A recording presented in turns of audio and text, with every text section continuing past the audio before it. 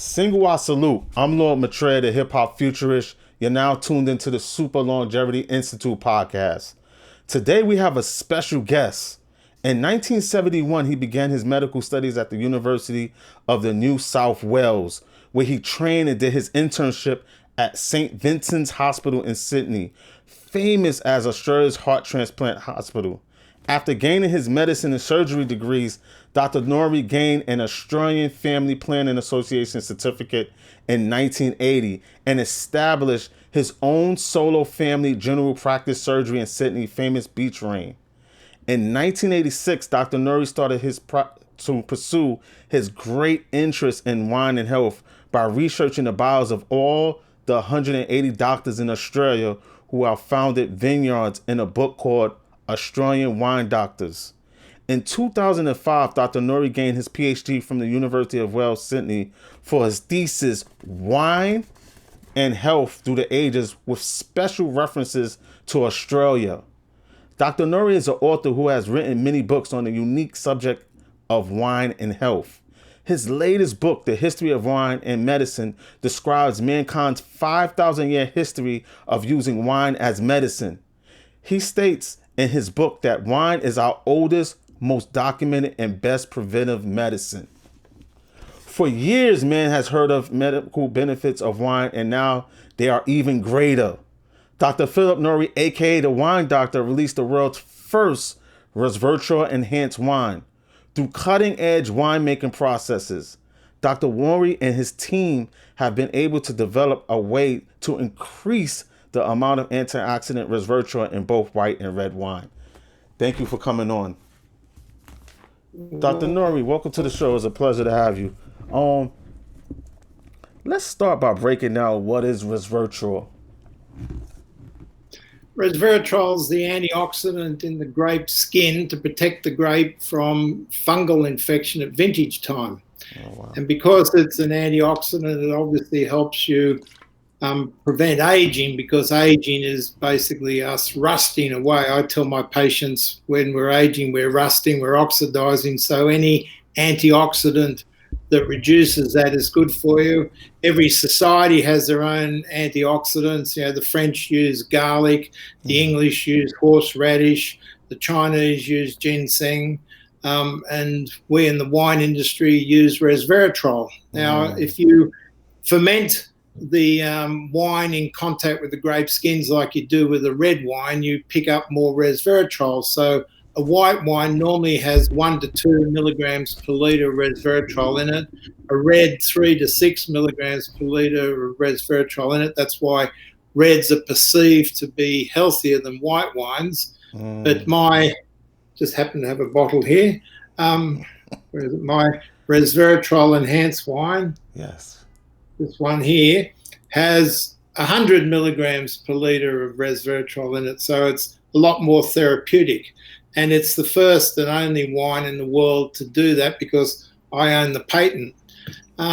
So other people have tried to increase the resveratrol. In Japan, they had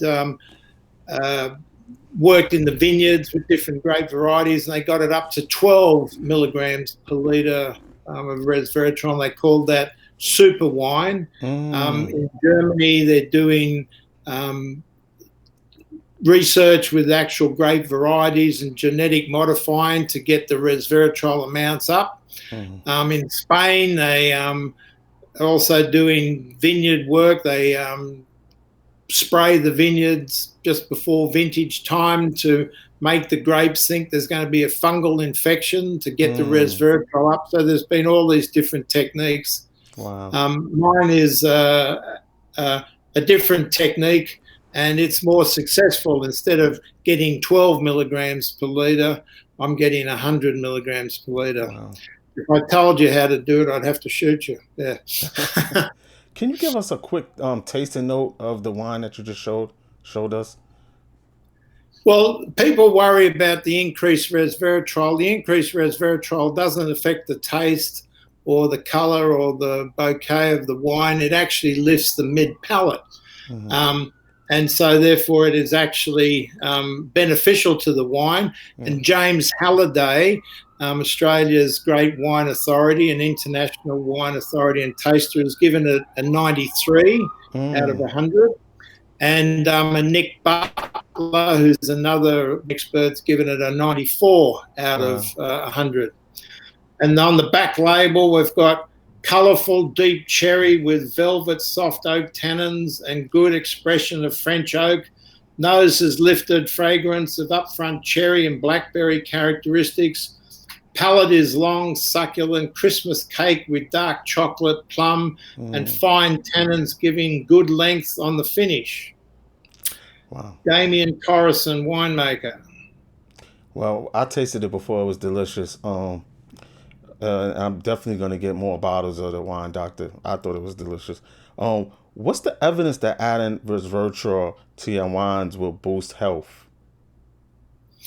Well, it's going back on the increase of the antioxidants. We know from the Bordeaux study in France that wine drinkers compared with teetotalers and beer drinkers and spirits drinkers reduce their death rate by up to 50%. Water drinkers or teetotalers are the benchmark. Beer drinkers don't change things much, and spirits drinkers increase their death rate by about 30%. And the Zufin study is another longitudinal study, and it's showing that wine drinkers on average live 5 years longer than teetotalers. So drinking wine in moderation regularly is the way to go. What I've done after my PhD, I sat down and thought, how can I make wine healthier, and came up with the idea of the resveratrol enhanced wine. I corresponded with a fellow Australian, Professor David Sinclair, who's head of the anti-aging laboratory at Harvard University. He got his PhD in biochemistry at the same university I got my medical degree, the University of New South Wales in Sydney. And he's pro resveratrol as well. So you just have to basically go through the statistics on wine and the statistics on resveratrol and combine the two, and you've got a bottle of my wine. Wow. What is the daily recommendation? How many glasses of wine should a man have a day without going over? Okay, when we're talking about a glass of wine, we should be talking 120 mils of wine. That's the pretty standard thing. And 4 glasses of that maximum for a male and 2 for a female. The reason for that is because women have less alcohol dehydrogenase, which is the it's the enzyme that helps you digest your alcohol. So if you haven't got alcohol dehydrogenase, you can't digest alcohol. So that affects Australian Aborigines, Pacific Islanders, American Red Indians, and Eskimos. They don't have alcohol dehydrogenase, therefore they can't metabolize alcohol, and that's why they unfortunately get drunk. Interesting. Because they can't digest it. Wow.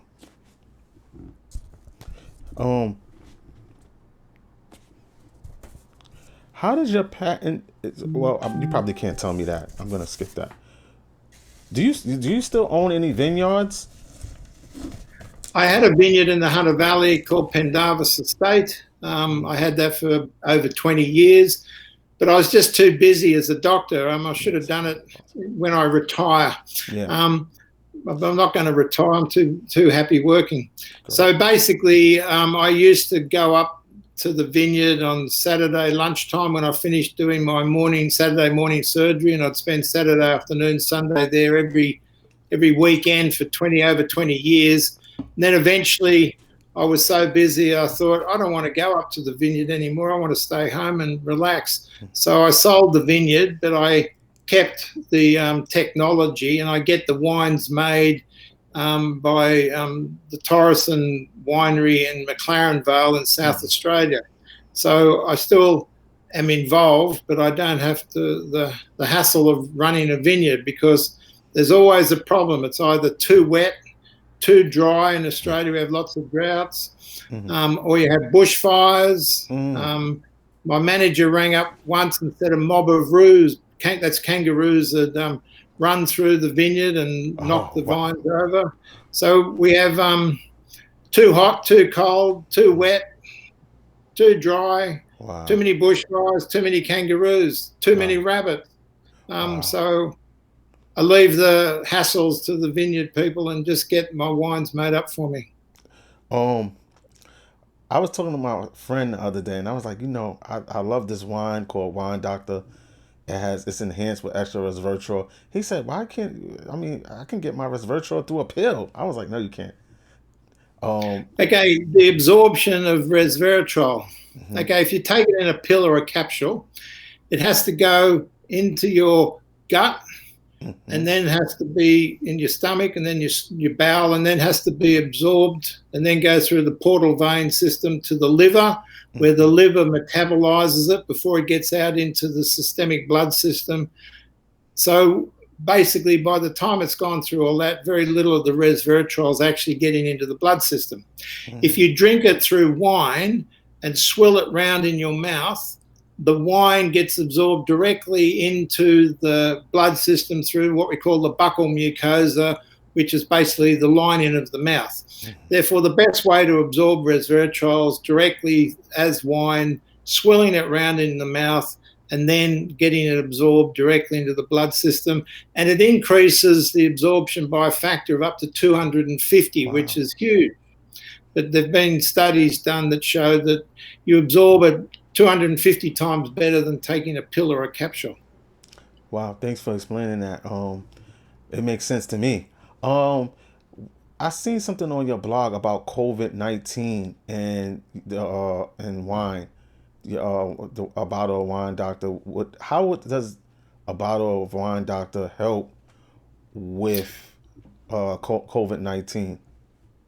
There's been quite a few studies that show that drinking alcoholic beverages, particularly wine, obviously acts as a sanitizer for the mouth and the oral system. In the gut. We breathe in viruses, we consume viruses through the mouth. Mm-hmm. So we're either breathing them in or actually ingesting them. So if you've got alcohol in the mouth to kill the virus, mm-hmm. That's the start. So the studies showed that there's a direct relationship between the amount of alcohol you consume and not having infections, right? Yes. I mean, when we're washing our hands with all this antiseptic stuff we're doing now, hand sanitizer, what is it? If you look at the bottle, it's 70% alcohol. Right. When we're cleaning over in a restaurant, they're cleaning over the tabletops with basically sanitizer, it's alcohol. Right. So when we're drinking alcohol, we're actually helping kill off any bugs in the mouth. Now, the extra resveratrol have done studies that showed that it helped kill off the COVID virus that caused MERS. MERS is the Middle Eastern respiratory syndrome. And that was another COVID one that occurred earlier this, it was about 2012 or something like that. And it had a 30% death rate. This current COVID-19's only got a 1% death rate. So the MERS one was a lot worse, but it was restricted to the Middle East. And they did studies with resveratrol and MERS and showed that the resveratrol actually protected people against the COVID virus. So if we get somebody who's got lots of money and can do some research, we'll probably see that the resveratrol helps against the COVID virus that we're suffering now. Wow, thanks for explaining that. That makes sense to me. How long has Wine Doctor been operating? How long you have been in business? I was doing my experiments in 2006, and we had our first vintage bottle in 2008. Wow. But we've been basically concentrating. My wine business partners are Tony Yu, and we've been concentrating on China. And marketing in China, and haven't been focusing on anywhere else. But China's now, Australia is not the favourite of China at the moment, and they've been banning our products. So they've been banning, they started off with barley, then coal, and then it was logs, wood, timber, and now it's wine. Hopefully, these bans will not be forever, but we're also going to start exporting to Japan. A Japanese company is wanting us to sell to Japan. I'm trying to find somebody in America, which seems to be a hard nut to crack, trying to find a wine agent in America for my unique wine. Yeah, hopefully we can find one. Hopefully somebody listening will be interested in talking to you about that. But let me ask you,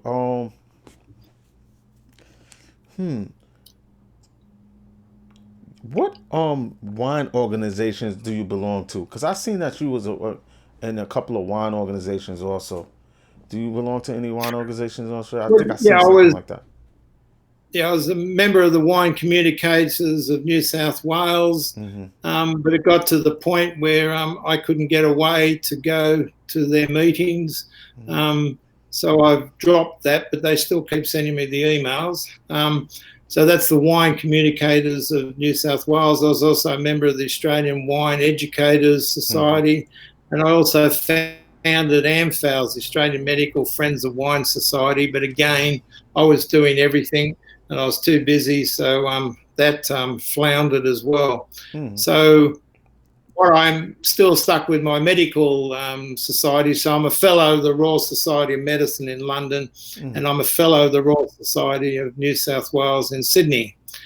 So I'm happy just being a member of the Royal Societies. Question for you. Your book is very unique. The first time I heard that wine is the oldest medicine is from you. I had no idea. I seen that you started in China. What's some of the evidence that China has a long history with wine? Did they find anything? Did they find bottles, old bottles? The standard European explanation of the first vineyard area was in Georgia. And the evidence for that was mounds of pips from the grapes. So if you crush the grapes, you end up with a whole bunch of pips, and those mounds of pips, archaeologists said, was evidence of grape growing and winemaking.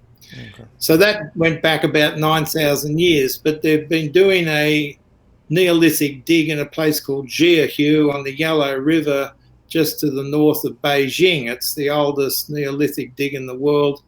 And they've found the world's oldest bone flute and early examples of Chinese character writing. But they also found pottery shards, that's broken bits of pottery.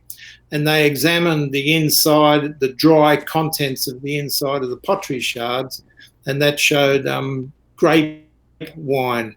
Also rice wine, and also hawthorn seed mixed in. So they obviously were making a concoction of grape wine, hawthorn seeds, and rice wine. Now that's the first evidence of actual wine, because there's no evidence in Georgia. All we've got is a bunch of grape pips and seeds. Whereas in China, they've actually got pottery shards with dried wine on the inside. And that was examined by Professor Patrick McGovern at Penn State University in America. He's an expert on examining dried fluids and pottery. And also, you've got to remember the Chinese were the first people to have pottery.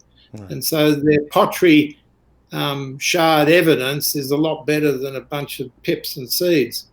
You've also got to remember the grapevine is pretty ubiquitous. The grapevine will grow everywhere except on a tropical island. But China has 40 indigenous grape varieties of its own. And so they were using those to make the first wines. Obviously, they weren't trying to make a first growth wine from France. It would have been pretty crude. But if you go back 9,500 years, life would have been pretty boring and pretty short.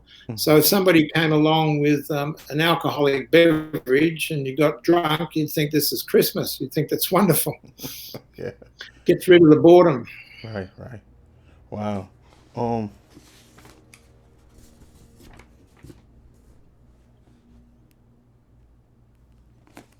know somebody wanted me to ask you something. Oh, you know what I was interested in also? Um, I know you wrote a book about the lineage of the 180 doctors who also had vineyards and was doctors also and was into winemaking. Um, how long does that history stretch back to? Because that's a lot of doctors. 180 doctors who were Yeah. into wine Well, and here's, so here's my PhD. wow. Huge thing, right? That's the That's history of it all. wow.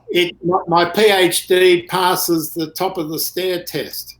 The top Wow. of the stair test means if it's big enough and you kick it off the top of the stairs, it has enough weight and momentum to carry it down to the bottom of the stairs. So Mhm. it's a big thesis, right? Wow. Now, the Australian story is unique. Mm. Okay, let's get back to England. Okay, England in the 1700s. England in the 1700s, for any reason, you would be executed, you would be hung, right? Mm. Mm. Then they thought they'd be benevolent. Mm. So, in their benevolence, they stopped about 200 criminal charges that could end up with you being hung, and just sort of limited it to murder and highway robbery and treason and all that sort of thing. So therefore, the jails were full of these criminals who before would be hung, so they wouldn't be still hanging around. So they had to do something with them. So these convicts were sent to America. Mm. Then you guys got your War of Independence in 1776. So therefore, the British had nowhere to send the convicts. Mm. So they tried sending them to British Guiana in South America, and they all died. So that wasn't a good career move. That's no point in sending convicts and the 100% death rate. So they decided to go somewhere else. And they asked Joseph Banks, who was the botanist who accompanied Captain Cook on his voyage around the world and the Pacific and up the east coast of Australia. Mm. And they asked him because he was an intelligent botanist, and they wanted to know where would be somewhere in the world that would have enough vegetation to keep a colony alive. And he said Botany Bay in Sydney. Botany Bay is just to the south of Sydney. Mm. So they sent the first fleet out. The first fleet left in 1788 and came out to Australia. It took them 6 months, and they set up in Botany Bay, and it wasn't really crash hot because there was a poor water supply. So they sailed around to into Sydney and found Sydney Harbour, which is one of the great harbours of the world. Mm. And so they settled in Sydney. So that was the beginning of convict transportation to Sydney, and that didn't end till 1868, so years of convict transportation. And the convicts were used to build the colony and to build Australia. So in America, you obviously had Africans, Negroes from Africa to do the work, the slave work. We had convicts. I'm descended from a convict. He stole 6 sausages and was sent out to Australia. Now, after the first fleet was Governor Phillip was a very benevolent governor, and he was in charge of the first fleet, and the death rate on the first fleet was very small. The second fleet, they basically just wanted to get people out of England and couldn't care less what happened to them, and they didn't have a benevolent person in charge of the fleet. So about a third of the convicts died during the voyage out to Australia, and another third by the time they got to Sydney were so sick and crook they couldn't work, and only about a third of the convicts were any good for any work. So that wasn't good either. So what they did was they instituted reforms so that instead of just getting rid of the convicts out of England, they actually said, we'll give you a guinea bounty for every convict that arrives safely into Australia. So if you've got a ship of 100 or 200 convicts, a couple of hundred guineas bonus was worth it. So what they did was they wanted to make sure that the convicts got to Australia safely. And this was drawn up in legislation. And you can see it here. This is my book, Vineyards of Sydney. Yeah, I see that. And as you can see, There's a kangaroo in the front here. This is this is an old vineyard in Sydney. Wow. Now, this paper here, what that is instructions for surgeon superintendents on board convict ships bound for New South Wales and Van Diemen's Land and for the masters of those ships. And those were instructions of how to get convicts out to Australia alive. And several things they recommended. One, that every ship had to have a doctor on board. Two, every convict had to have a quarter of a pint of wine every day to keep them alive and, what they said, restore the vigour of the system, because they could be kept down below in the cells for the whole voyage out. They also said, if it was a rough voyage, they also said try and get them up on the top deck and get some fresh air. But a lot of the masters of the ships didn't do that because they were afraid if they got all the convicts on the deck getting fresh air, the convicts would take over the ship and they'd have a mutiny. So conditions were lousy, to put it bluntly. They were in cells in the convict ship for 6 months coming to Australia. With all due respect to the slaves had a week or so going across the Atlantic from Africa to America. But the convicts going from England to Australia could be at sea for up to 6 months. They'd stop off at Cape Town on the way out, but you're still in the ship for 6 months. So every ship had to have a doctor on board, and every ship had to carry enough wine to keep the convicts happy and alive. And the person in charge of buying that wine, whether it was in England, in Madeira on the way out, in the Pacific, in the Atlantic Ocean, or in Cape Town on the way out, was the doctor. So the doctor was conversant in the use of wine as a medicine. Now, after the Battle of Waterloo in 1815 and the defeat of Napoleon, all these doctors in the Royal Navy and in the British Army were out of a job because there's no more boogeyman to fight. There's no more Napoleon to fight. So a lot of these doctors in the Army and the Navy were given the flick. They were out of business. And what was the only job going at the time? To become a convict ship doctor. So all these guys went from the Navy and the Army and became convict ship doctors. So they were conversant with the use of wine as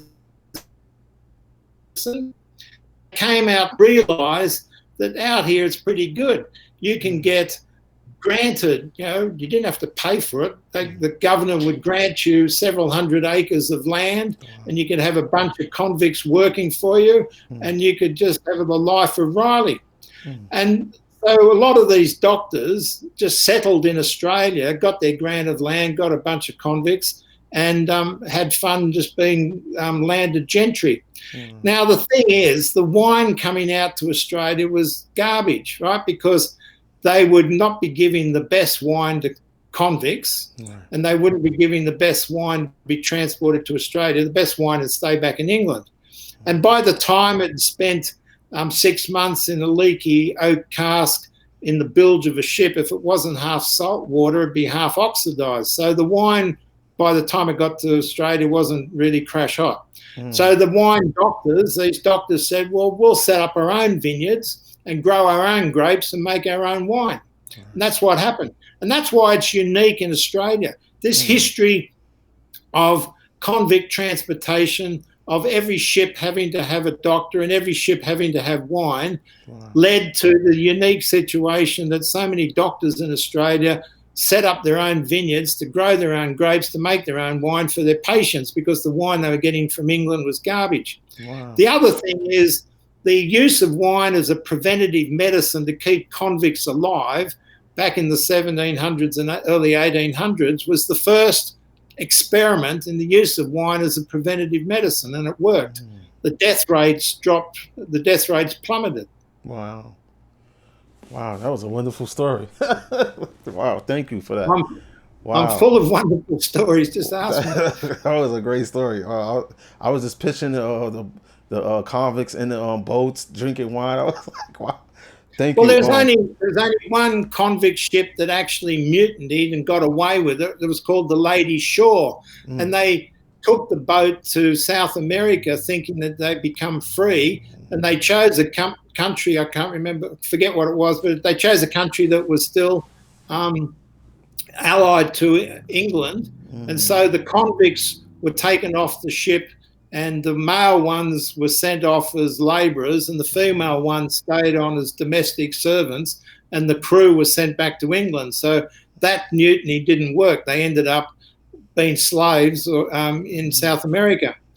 But Australia has lots of good stories. I mean, we've got bush rangers and convict and doctors. We've also got all the lunatic asylums or psychiatric units. The early ones in Australia had vineyards as well, because the convicts, or not the convicts, the patients were made to work in the vineyard, so they had something to do, and they also drank the wine, and so the wine helped them not be sick. So Australia is unique in that our lunatic asylums were founded by doctors who established vineyards. Wow. I definitely would like to see the wine doctor in the States. I definitely think that this healthy wine drink will do very well in the States. In the African American community, we have a high cardiac we have osteoporosis. We have a high heart attack rate in our community, a high blood pressure rate in our community. So I definitely think that's because we're drinking a lot of the hard liquor. That like Hennessy, and especially in the hip hop community, Hennessy is making a lot of money in the hip hop community. I would like to see that replaced with something that's more healthy and better for our community. So that's why I wanted to have you on. Just basically, the biggest cause of death in our society is vascular disease, strokes, and heart attacks, and all those sorts of things, right? Yeah. And wine, we know, reduces that risk by about 50%. And we know from the Bordeaux study that spirits increases your death rate by about a third. So it's not rocket science which drink to drink. Right. And we find that, African Americans, Aborigines in Australia, Maoris in New Zealand, Pacific Islanders, they're all got high blood pressure, high cholesterol, and high sugar levels, diabetes. Yeah. Because your metabolism isn't suited to a Western or white diet, is it? Right. So they're not doing their natural diet, and they're suffering the consequences. I mean, if you look at the Pacific Islands and in Australia, the Aborigines, the diabetes rate's through the roof. Right. Now, we know that resveratrol acts as the antioxidant, helps reduce insulin resistance, and therefore helps diabetes. Wow, we definitely need to get this wine to the state. We're gonna do it. Somebody's gonna see this and say, you know what? I like the history lesson that Dr. Philip Norrie said. I like what he said about resveratrol. Let's bring this wine to the States. Let's get in contact with him. How do somebody get in contact with you if they're interested in the wine? Well, you just send me an email. Guess what the email is? Wine doctor at bigpond.com. Okay. So it's wine doctor, all one word, at bigpond.com. Big Pond's our Telstra here in Australia. Okay. But the best, I'm sorry, go ahead. I tell patients the best way to not get best way to treat a disease is not get it in the first place, hence preventative medicine. Right. In mankind's history, we've never been in a place like this. We know what causes it, we know how to treat it, but more importantly, we know how to prevent it. And we've never been in that place before, because before it was all sort of snake oil medicine. But now medicine is actually scientific, and we know the diseases, we know the causes, we know the treatments, but we know how to prevent it. And this is the ultimate preventative medicine. Right. Wow. You also have a blog too. Where can they find your blog? You just go to my website, which is www.drnorrie.info. And when you get into my website, on the title page is blogs. And blogs takes you to my blog site. Now, one of those blogs, the first one I wrote, was about the fraud in statistics. I see that, yeah. And how the statistics are skewed in all these surveys. Now, they did a big, what we call a meta-analysis. They analysed lots and lots of studies, and this was done in Seattle, University of Washington, Seattle. And I think it was funded by Bill Gates. And they came out with the startling headline late last year that no level of alcohol was safe, which naturally upset me. So I read the article and then I criticised it in the blog because it has two fatal flaws. And that's why the paper or the article is not worth anything. Right. Number one, it didn't divide alcohol into beer, wine and spirits. Instead, it was alcohol was alcohol was alcohol. Well, that's not true. That's right. Every form of alcohol is different. That's right. So it didn't divide alcohol into beer, wine, spirits. Then it also didn't divide consumption into minimal users or social drinkers, moderate users and abusers. And again, that's the fatal flaw. You've got to divide consumption up into mild, moderate and severe. So if you actually teased out the wine drinkers in moderation, the death rate has dropped 50% and you live longer. The Zufen study of 5 years. I mean, there's a classic example of a study done about American drivers, in the 20s, right? The teenagers in the 20s, and how the death rate from driving is one of the biggest killers in that age group, car accidents, and alcohol's at the basis of it, right? So if you get that study and then you pull out the spirits drinkers, then you pull out the beer drinkers, then you pull out the binge drinkers, and you're left with the wine drinkers only, guess what? Hardly anyone dies of a car accident. So the statistics are wrong because they say, youth drinking, car accidents, blah, blah, blah. No, it's youth abuse of beer and spirits. Right. People don't normally abuse wine. They drink it sensibly with a meal. That's right. And that's another thing. Wine is usually consumed sensibly over a meal, so you've got the benefit of the meal and you're drinking it over an hour or so. People who drink spirits and beer usually drink it on a empty stomach, so the absorption is greater and faster, and also you don't usually have food with it, so it's on an empty stomach. Right. Wow. Yeah, you're right about that. And I read that on your blog and I was like, yeah, he's right about that. This study is definitely flawed. Let's see, did I get everything I want to say?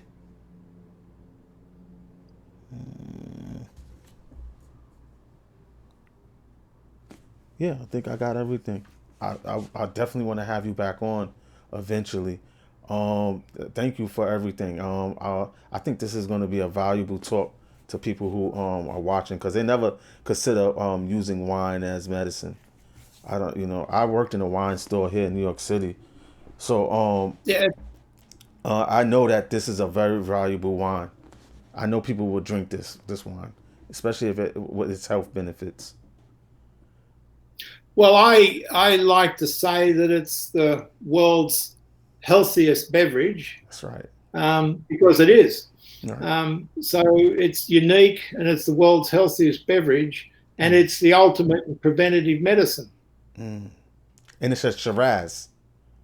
It's a Shiraz, yeah. But Shiraz. If we got a agent in America, we can make anything they want. We can make it in white wines. We can make it in Shiraz, Cabernet, Pinot Noir, whatever. Right. That's another thing is people say, that drinking white wine is not as good and as healthy as red wine because it has less of the resveratrol. But we made a Sauvignon Blanc for a customer with the extra resveratrol, and that made it the healthiest white wine, and the white wine was just as healthy as the red wine because it had 100 milligrams per litre resveratrol in it. So white wine can be just as good for you as red wine if it's a resveratrol enhanced wine. Wow, that's great because that's why I wouldn't drink white wine because I want the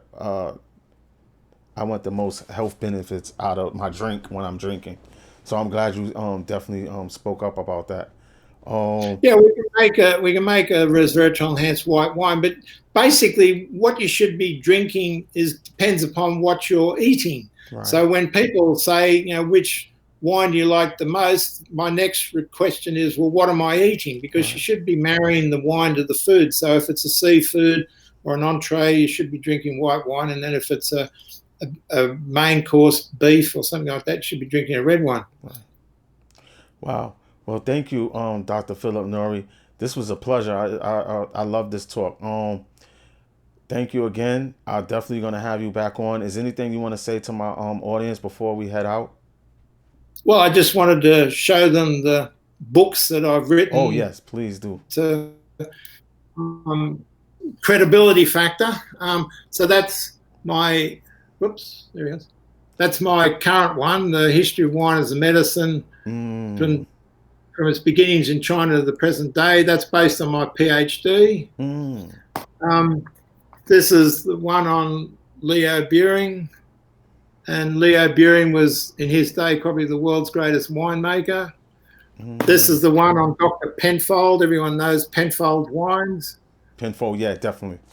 Wow. Yep. Well, he was a doctor, and he set up a vineyard in South Australia. And this is Dr. Lindemann, who set up Lindemann's wines. Hang on. Oops. Go that way. Yeah, Lindemann's wines, and he was a doctor who set up vineyards in the Hunter Valley. This one's an interesting wine, a scientific exploration, which was done by the University of London in England. Wow. And I wrote the wine history section. Wow. And then I also contributed to Jancis Robson's Oxford Companion to Wine, which is pretty standard work. Jancis Robson, Master of Wine, is probably one of the world's greatest wine authorities, and the Oxford Companion to Wine is the wine authority. I wrote the wine and health and history section to that. Wow. Where can they get these books at? Can they get them on Amazon? Are they still available on Amazon? Yeah, Amazon. Yeah. Okay. Wow.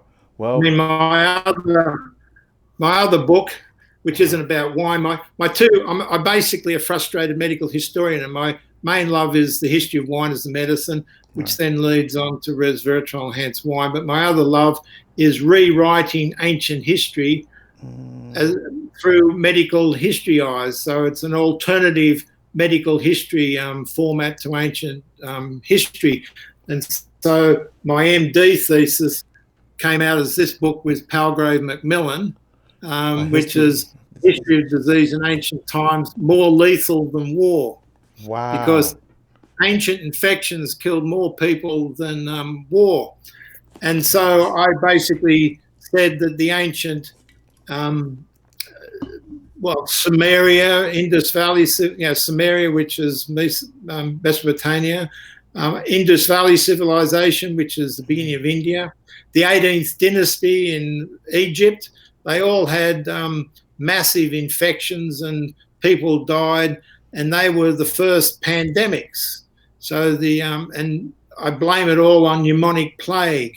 Pneumonic plague was around at the time, and you read the histories of these people and the clay tablets and all that sort of thing. They're describing getting respiratory infections and everybody dying. So it's most likely pneumonic plague. And so basically I'm trying to rewrite ancient history through the eyes of a doctor, saying that most of these ancient civilizations died off because of massive infection by pneumonic plague. Wow. You can see what COVID-19 is doing to the world, and it's got a death rate of 1%. Imagine pneumonic plague with a death rate of 70 to 80%. Wow. Even I'd be in my bunker. I wouldn't be coming out. I wouldn't either. That's scary. That's really scary. They lived in some really harsh times in ancient times, man.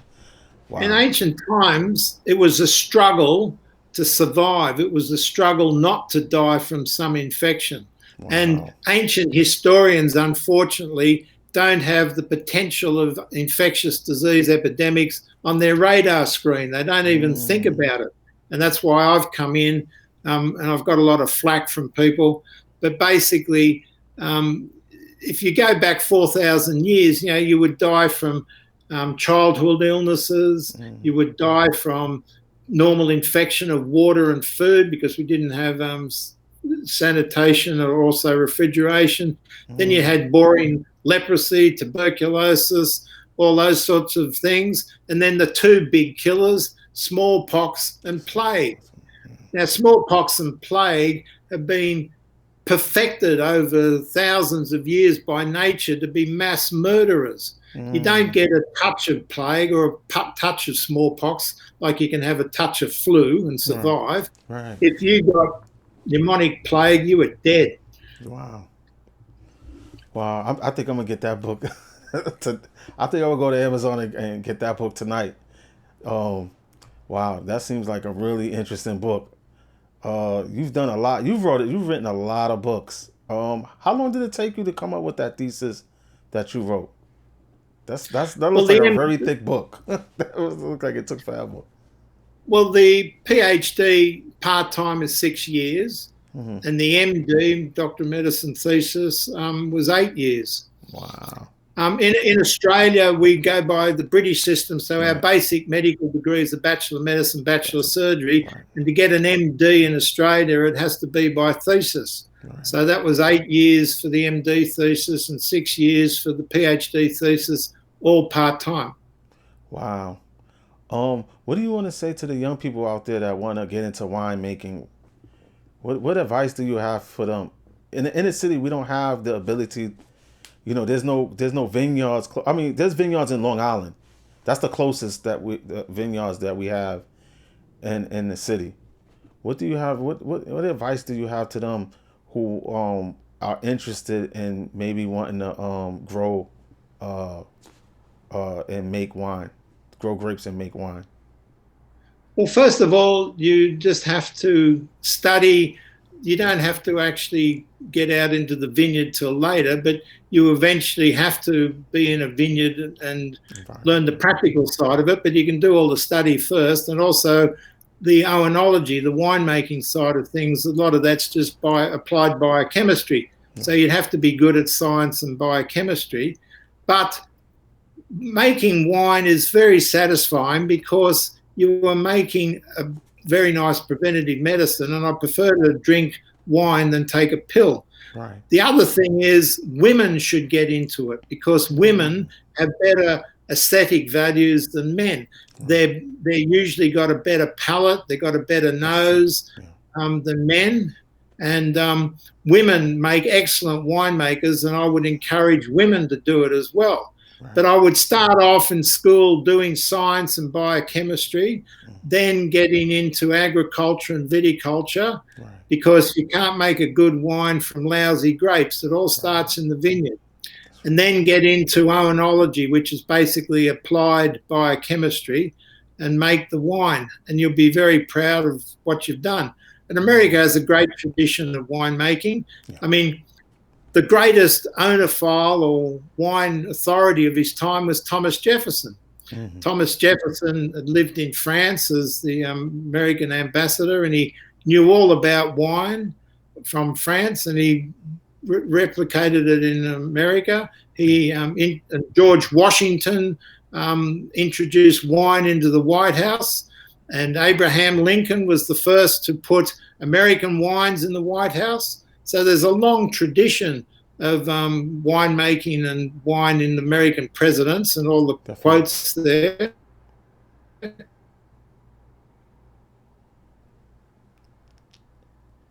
He's starting to, he lagged a little bit. Can you hear me still, Dr. Norrie? Yep. Oh, okay. Yep.